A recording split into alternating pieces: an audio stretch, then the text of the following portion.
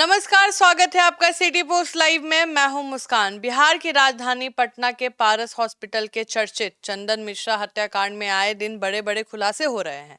वहीं अब इस केस में पटना पुलिस की निगाहें तौसीफ उर्फ बादशाह पर टिक गई है, जिसे पुलिस मुख्य साजिशकर्ता मान रही है। कोलकाता से गिरफ्तार कर लिए गए बादशाह से पूछताछ की प्रक्रिया शुरू होने वाली है और पुलिस ने तौसीफ उर्फ बादशाह से पूछे जाने वाले अहम सवालों की सूची भी तैयार कर ली है। इन सवालों के जवाब ने सिर्फ हत्या के मास्टरमाइंड का पर्दाफाश होगा, बल्कि पूरा नेटवर्क का ही खुलासा हो जाएगा। इस पर बातचीत करने के लिए हमारे साथ जुड़े हैं वरिष्ठ पत्रकार श्रीकांत प्रोड्यूसर। पहला सवाल है, किसके कहने पर रची गई थी हत्या की साजिश? बिल्कुल, पुलिस तो इन शूटरों से यही पूछेगी कि भाई किसके कहने पर हत्या की साजिश रची गई थी। और इस पूरे हत्याकांड में सबसे बड़ा सवाल यही है कि आखिर चंदन मिश्रा की हत्या की पटकथा किसने लिखी। पुलिस को संदेह है कि तौसीफ उर्फ बादशाह इस पूरी साजिश में केवल एक मुहरा नहीं है, बल्कि मुख्य साजिशकर्ता भी है। लेकिन यह भी आशंका है कि उसके पीछे कोई और बड़ी ताकत काम कर रही थी। इसलिए पुलिस जानना चाहती है कि बादशाह ने यह कदम किसके कहने पर उठाया, इस शूट आउट को किसके कहने पर अंजाम दिया। सर, दूसरा सवाल आता है कि कितनी की सुपारी मिली थी? हाँ बिल्कुल, सबके जहन में यही दूसरा सवाल आएगा। पुलिस भी उससे यही पूछेगी कि कितने की सुपारी भैया ली थी तुमने, और कैसे मिला था तुमको, कैश में मिला था या पेमेंट का कोई और तरीका था, कहाँ से मिला था, किसने दिया था। तो मुझे लगता है कि इस हत्याकांड को अंजाम देने के लिए कितनी सुपारी ली गई थी और क्या क्या रकम नगद ली गई थी या डिजिटल ट्रांजैक्शन हुआ था, इन तमाम सवालों को पुलिस खंगालेगी।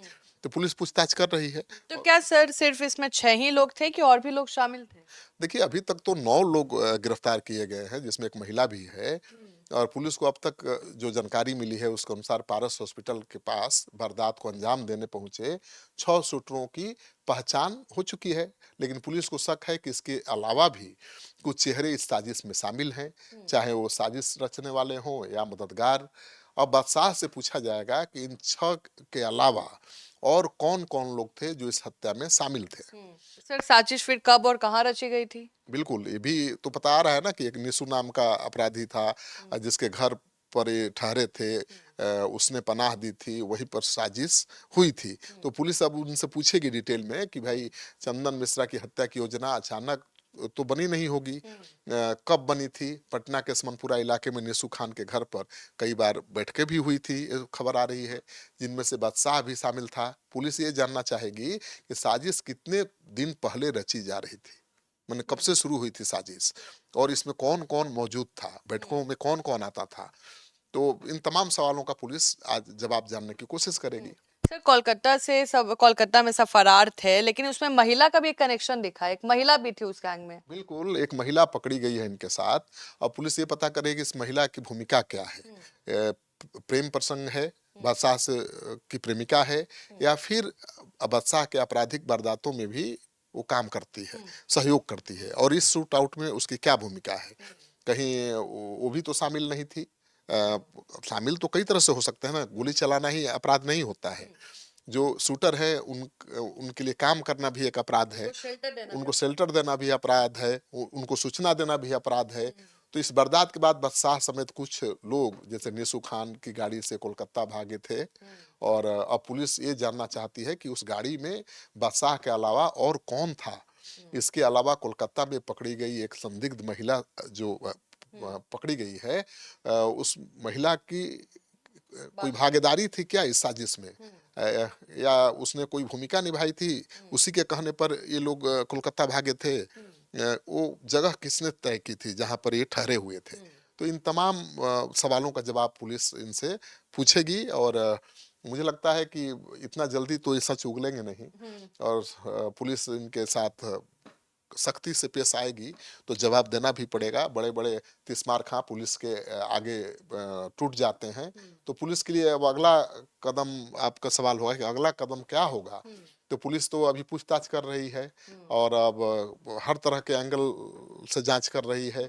बादशाह से पूछताछ के बाद एक बार फिर से दूसरे आरोपियों को रिमांड पर लेने की तैयारी हो रही है। और उनको रिमांड पर लेकर उनसे पूछताछ करके उनके बयानों को क्रॉस चेक किया जाएगा। इस मामले में तकनीकी जांच, कॉल डिटेल्स और व्हाट्सएप चैट्स का सहारा लेकर पूरी साजिश की परतें खोलने की कोशिश की जा रही है। तो व्हाट्सएप चैट में क्या है, क्योंकि उसको डिकोड कर रही होगी पुलिस। और फिर इनका किससे किससे संबंध था, शूट आउट के पहले इन्होंने किससे किससे बात की थी, तमाम सवालों का जवाब यही शूटर देंगे।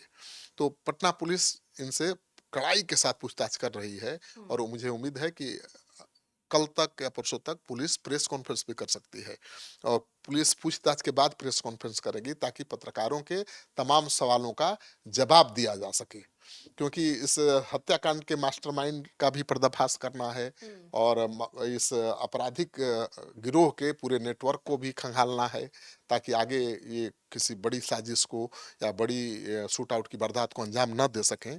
तो पटना पुलिस को बड़ी कामयाबी हाथ लगी है, 9 लोग पकड़े गए हैं। ये दुखद घटना है, इसने पूरे बिहार को हिला कर रखा है, और मुझे लगता है कि 2 दिन के अंदर पटना पुलिस ने गिरफ्तार करके ये साबित करने की कोशिश की है कि भाई अपराध तो आप कर लोगे, मर्डर तो कर दोगे, लेकिन बचोगे नहीं।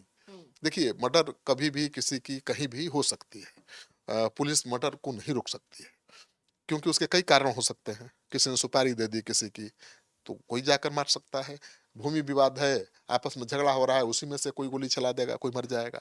पुलिस कहाँ कहाँ रहेगी, लेकिन पुलिस गिरफ्तार कर लेती है समय से, और दोषियों को सजा दिला देती है, तो वही उसकी सफलता मानी जाती है। अपराधी तो सजा से ही डरते हैं ना, और इनकाउंटर से डरते हैं। तो आने वाले दिनों में आपको इनकाउंटर भी दिखेगा पटना में। हाँ, आप कुंदन कृष्ण छोड़ने वाले थोड़े हैं।